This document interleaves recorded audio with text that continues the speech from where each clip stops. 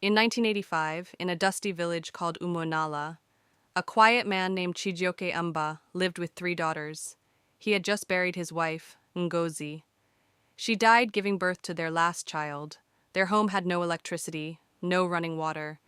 Dinner was sometimes just boiled yam and salt.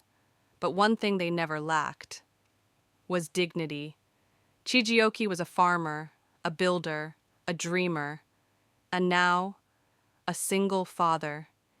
He woke his daughters every morning before sunrise and walked them 2 miles to school.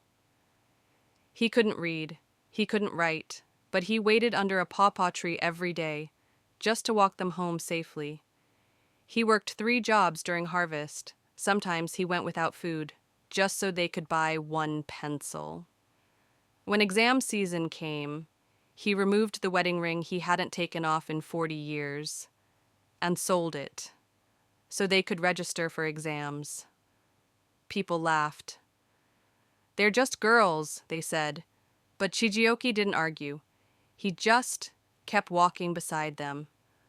One day, they vanished, not kidnapped. They left the village, one by one, to chase education, to chase purpose, to chase the future.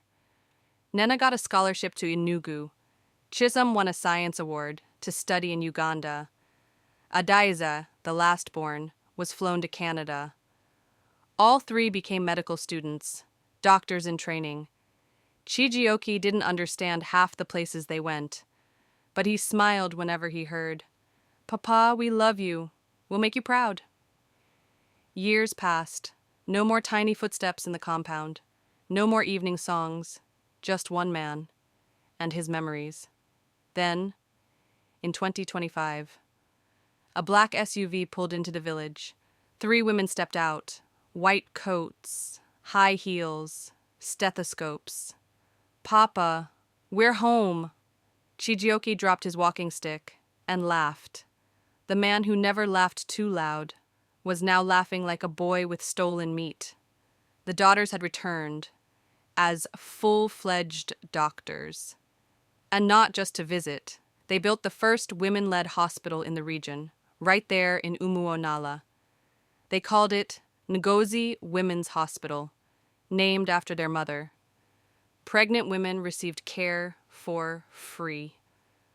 Books were donated to every girl in the village, and each year a girl got a full scholarship, named after their father, the Chijioke Emba Scholarship.